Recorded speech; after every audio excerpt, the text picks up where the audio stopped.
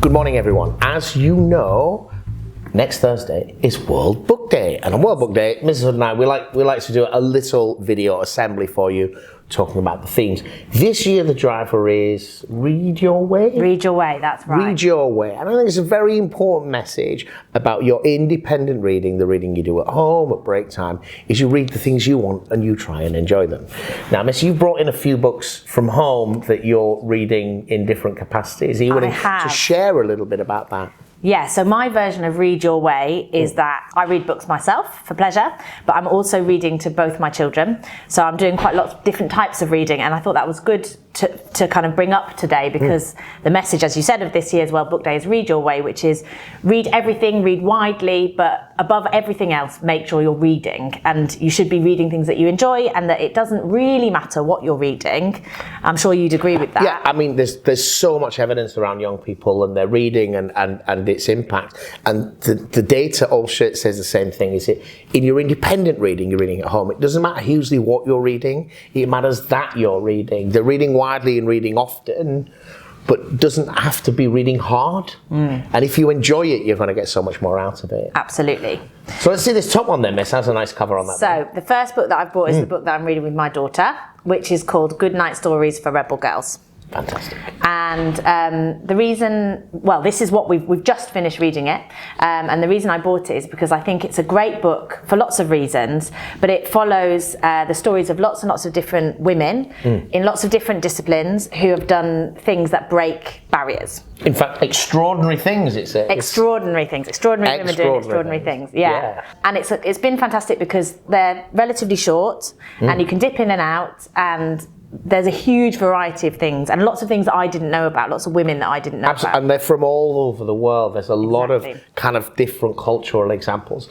The other thing is the format, I think, Miss. If you just show them the book, one of the things that really struck, we actually made several displays out of these books. We bought them and cut them up, because each story is a one-page account of the story and then a lovely illustration. Yeah. So talking about Read Your Way, I think a really good thing to do with this book is to not pick it up at page one, but flick through, find a picture that interests you, and read that one. Maybe one or two here or there. I agree. That would be my way. If I was reading my way, that would be it. But because I'm reading my daughter's way, we have to start at the beginning and read every single one in order. So we've read in that way. But I will probably now go back and pick and choose. Yes, exactly. Yeah. Okay.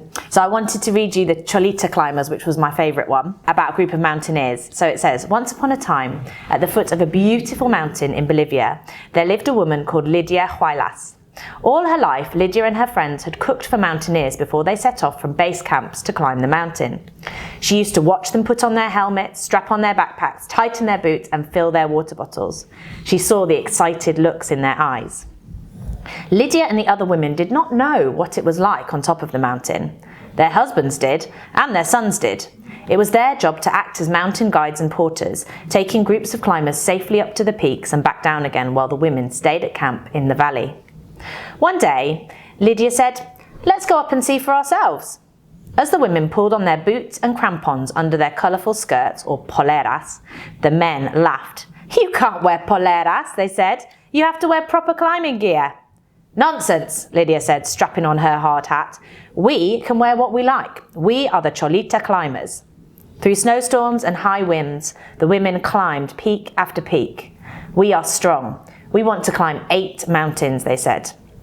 As you read this, they are probably tramping through the snow, the wind, swirling their multicoloured skirts, filled with the excitement of seeing the world from yet another peak. And the quote that each story has a quote, and the quote from Lydia Huaylas is, "Being on the top is wonderful. It's another world." Yeah, I just thought that was great. Absolutely. And this is from Bolivia? Yeah, exactly. In the 1960s. Yeah, incredible. Incredible, absolutely. I mean, it does seem like quite a challenge they've set for them. Looking at the illustration, their kind of cultural dress, it doesn't look terribly practical. No, it doesn't. But it's part of their identity, right? And they're going to do that, and they're going to conquer that. Yeah, you're right. It's a little bit about not compromising your identity and doing the things you want to do. Yeah, the things that mean something to you. And I think that's a really powerful message for young people, not just women, everyone. Yeah, absolutely. Yeah. It's a fantastic book. So that's like a bedtime read? Yes, part it of is, your routine. one of the things that I try and encourage you to do is if you've got young people in your family, maybe you've got a cousin or a niece or a baby sister, something like that, spend some time reading to them. It can be quite a fun experience. Yeah. Try the silly voices, but don't worry if you're not good with it, because little kids, they're not going to judge you for that. They're just going to enjoy it. Yeah, they love stories. But it's something for you to think about, all right? Because I really enjoy reading to little children especially.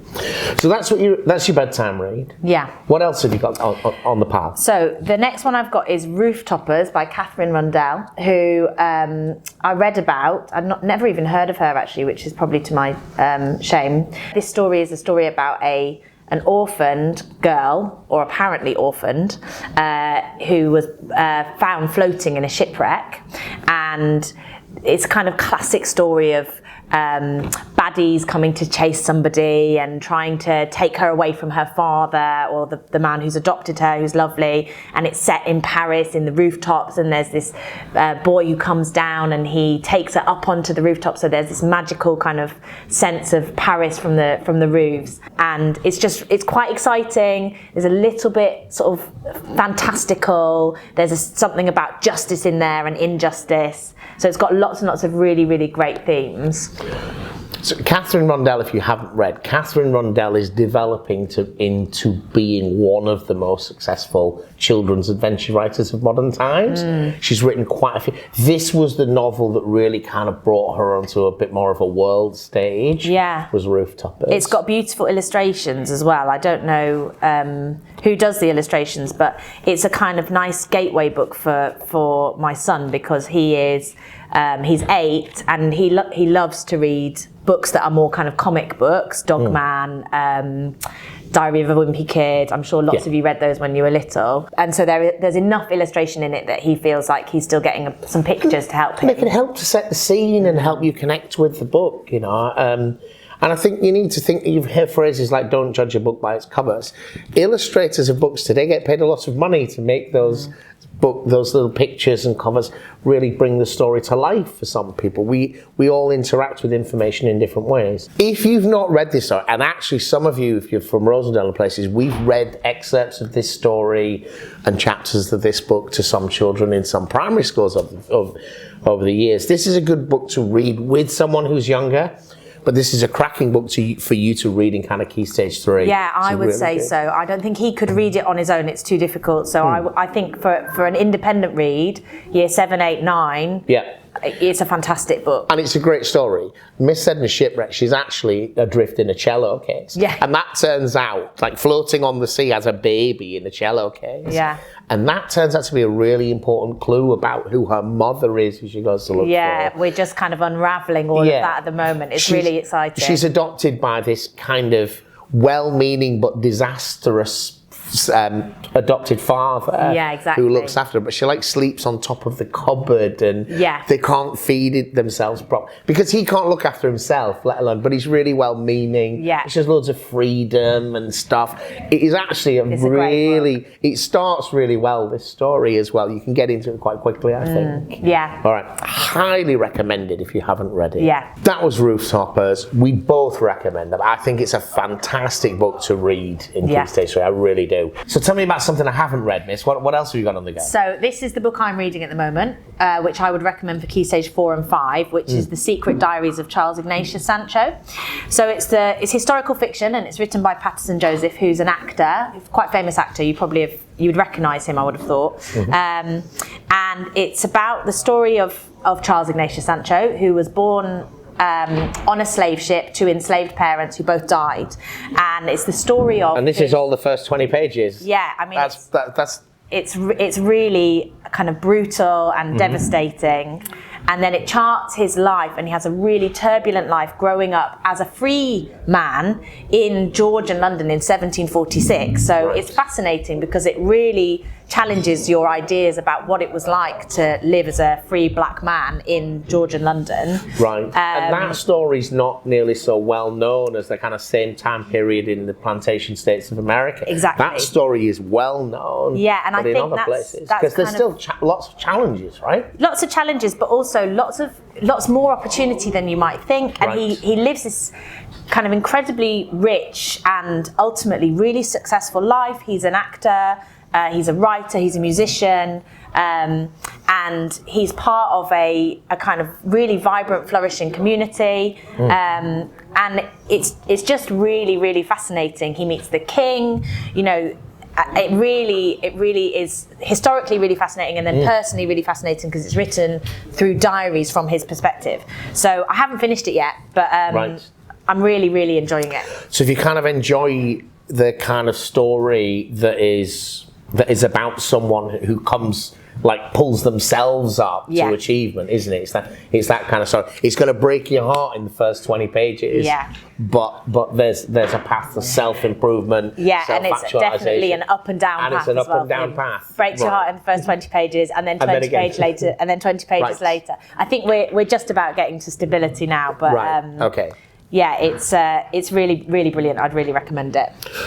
You've seen a few different books here. What we're not saying to you here is go away and read these 3 books. What we're trying to show to you is ways to think about and to talk about other people about what they've read. Yeah, to try, when you're talking to other people about what you've been reading, try and talk about why it's good and what you like about it rather than much about what happened. Yeah. Leave the story, the narrative, the what happens for them to enjoy in that experience. Just give them the knob of why it's worth reading. Yeah. Right? Talk about the emotions you experience, if it makes you laugh, if it makes you cry, if it's interesting, if it draws you in. Those are the things that are going to help you understand a book recommendation. But you see the huge variety. Because as I said at the beginning, the theme this year is read your way. Yeah. And it's important that you read things that you enjoy, because then you will read them. If you need any help choosing any books, if you're not sure what to read next, you can always ask us in the library. But you can also ask most teachers for recommendations. I'm sure Mrs. Hood, when she's on a break duty, will be delighted I love talking about books. for you to walk up to her and say, do you know what, miss? I read that Rooftop as you recommended. What do you think I should read next? So, as you know, unless you're in year 7, in which case you won't have experienced it before, there is a great tradition of dressing up in the school.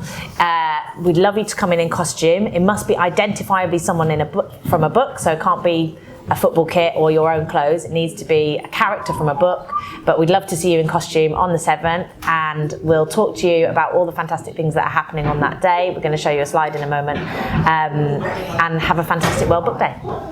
Thank you for watching. Bye-bye.